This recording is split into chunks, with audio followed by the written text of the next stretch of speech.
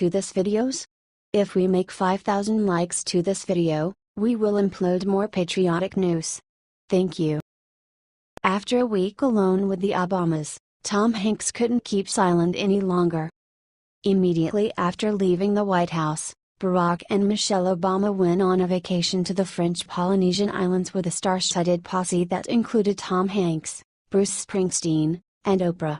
Now, Hanks has broken his silence about the vacation to describe a horrible biking trip and awkward conversations with Obama, making it clear that he was not comfortable at all during the trip.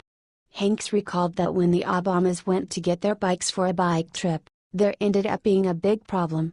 An array of bikes have been procured for us, rented from all corners of Polynesia and Tahiti, Bora Bora, Hanks said, according to Entertainment Weekly. The Academy Award winner added that the Obamas and their Secret Service detail left him in the dust as soon as he got his bike. Making matters worse, Hanks soon realized that he had been left with an undersized girl's bike, with only one gear. Hanks also said that when he would talk to Obama about politics, the former president would constantly interrupt him and tell him that what he was asking is classified. The actor said that this happened about 3 times a day. Though Hanks has a sense of humor about it now, it's clear that he did not enjoy this trip with the Obamas at all. This should come as no surprise given the fact that to Obama, this was not a vacation at all. Instead, it was a business trip for him with the intent of persuading Hollywood power players to resist against Donald Trump. Obama ended up succeeding, at least with Springsteen. He managed to convince the music legend to write an anti-Trump song that was released not long after the vacation ended. We're glad to see that Tom Hanks has come forward to expose Obama. Share this story so we can spread the word about this.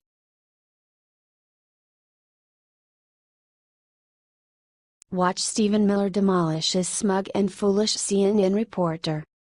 Breaking news: Stephen Miller, a top aide and speechwriter in Donald Trump's White House, held a press conference this afternoon. The presser was focused on Trump's newly unveiled immigration plan, which would reduce the immigrants admitted to the U.S. in half over the next 10 years. During the press conference, CNN's Jim Acosta tried to corner Miller with partisan questions. Acosta asked whether the bill is in violation of the United States principle to give me your tired, your poor, your huddled masses, which is etched onto the Statue of Liberty. The poem that you're referring to was added later, Miller said, referring to the Emma Lazarus sonnet that Jim Acosta was quoting. Acosta then questioned the idea of requiring immigrants to learn English before they come to the United States, asking, "Are we just going to bring in people from Great Britain and Australia?" Miller responded by destroying Acosta. "I have to honestly say, I am shocked at your statement that you think that only people from Great Britain and Australia would know English. It reveals your cosmopolitan bias to a shocking degree. This is an amazing moment." The bickering went on. Miller called Acosta's partisan statements outrageous, ignorant, insulting, and foolish. Watch the video above. It's easily one of the most entertaining moments in the White House since Trump took office.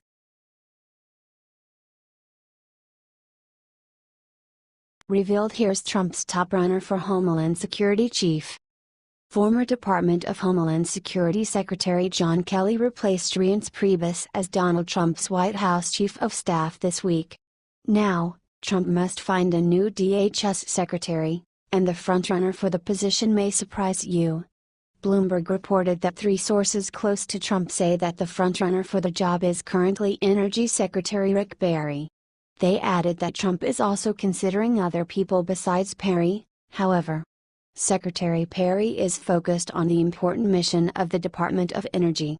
He's honored to be mentioned, but he loves what he's doing, said Robert House, Director of Public Affairs at the department. Perry is very familiar with issues at the border due to the fact that he was governor of Texas for 15 years. However, his views on immigration differ from Trump in a few ways. Perry's 2012 presidential campaigns faltered after he accused his Republican opponents of not having a heart when it comes to immigration, and he helped put through legislation in Texas that allows undocumented children of immigrants to pay in-state tuition for college. Despite this, Perry has supported reinforcing the U.S.-Mexico border, calling for the construction of traditional fencing where feasible and electronic barriers otherwise, supplemented by aerial monitoring. Deputy DHS Secretary Elaine Duke has been leading the department since Kelly moved over to the White House. Representative Michael McCall, a Texas Republican, is thought to be in the running to take over from Kelly as well. He had been a frontrunner for the job before Trump appointed Kelly, and many administration officials still favor McCall for the position. Who do you think should be named as Kelly's replacement? Let us know your thoughts in the comments section.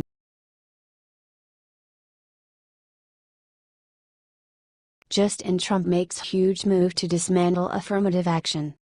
During his presidency, Barack Obama allowed affirmative action in this country to get way out of hand to the point where minority students have a clear advantage over whites when it comes to college admission. Now, Donald Trump's Department of Justice is trying to pull back affirmative action in a big way. Daily Mail reported that Trump's Justice Department is preparing to investigate and possibly sue universities over admissions policies that discriminate against white applicants. An internal memo was circulated in the Dodge looking for lawyers in the department's Civil Rights Division who are interested in working on a new project on investigations and possible litigation related to intentional race-based discrimination in college and university admissions. The Supreme Court had previously ruled that universities may use affirmative action admissions policies, which are intended to give minority applicants an edge in getting into college. Though the court rejected the use of racial quotas, it ruled that race could be used as one factor among many in evaluating an applicant. Critics of affirmative action say that it has gone too far in discriminating against white and Asian applicants. Justice Department spokeswoman Sarah Isker Flores would not comment on this project, saying "We don't comment on personnel issues," referring to the internal job position announcement. However, it's been confirmed that the operation will not be carried out of the Civil Rights Division's Educational Opportunities section, but rather in front of the office of the division. Race-baiting liberals are already whining about how unfair this project is. Yet again, the Sessions Justice Department, led by the political leadership and marginalizing the career employees, is changing course on a key civil rights issue. Vanita Gupta, former head of the Justice Department's Civil Rights Division under President Barack Obama, said in a statement to the Washington Post. However, other officials agree that affirmative action has gone too far. Candace Jackson, acting head of the Education Department's Office for Civil Rights, once wrote that affirmative action policies dismiss the very real prices paid by individual people who end up injured by affirmative action. Share this story if you think affirmative action should be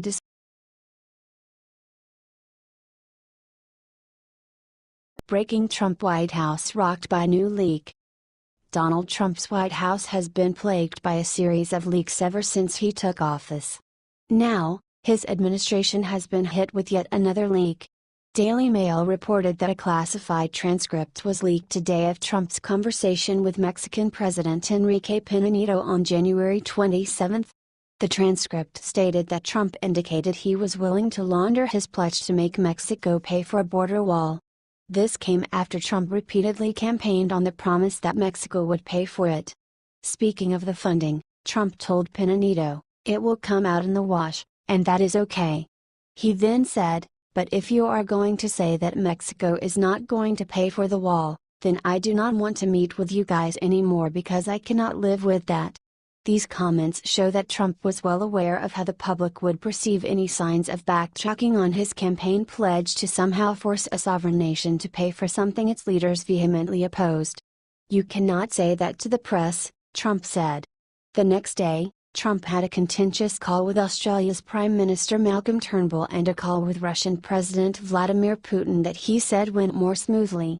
"I have had it," Trump said of the spat with Turnbull over taking in refugees. "I have been making these calls all day, and this is the most unpleasant call all day." Putin was a pleasant call, Trump said. "This is ridiculous. This is going to kill me. I am the world's greatest person that does not want to let people into the country. And now I am agreeing to take 2,000 people. What do you think about this new leak?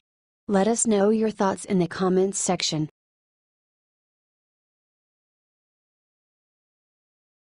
Anthony Scaramucci resurfaces to make shocking announcement. Donald Trump shocked the nation on Monday when he fired Anthony Scaramucci as White House Communications Director just 10 days after he started the job. Now, reports are coming in saying that Scaramucci will be breaking to silence on Friday to tell his side of the story. CNN reported that Scaramucci will be hosting an online event tomorrow where he will address the American people directly. He said this daytime event will be broadcast on various live platforms with help from former Fox News co-president Bill Shine and will give him the chance to reach and communicate with the president's base. Scaramucci claims that he only planned to work in the White House for 6 to 9 months and that he was only brought on as a special purpose vehicle to disrupt the culture of leaking and counterproductive infighting. New Chief of Staff John Kelly pushed for Scaramucci to be fired after a New Yorker article detailed a conversation between Scaramucci and reporter Ryan Lee. In a profanity-laced rant with the reporter, Scaramucci accused former Trump Chief of Staff Reince Priebus of being the source of West Wing leaks and said, "I'm not Steve Bannon, I'm not trying to suck my own CK," among other things. However, Scaramucci claims that his story has been misconstrued and that had he known he was speaking on the record he would have not spoken in such a vulgar manner on behalf of Trump. Despite everything that has happened, Scaramucci still sees his short tenure at the White House as a success. He claims that he was the target of both parties and that the media has falsely painted him as a loose cannon. Scaramucci says that after his event tomorrow, he plans to lay low until after Labor Day, when he will announce his next venture after he evaluates his various media and finance-related opportunities. What do you think about this? Let us know your thoughts in the comments section.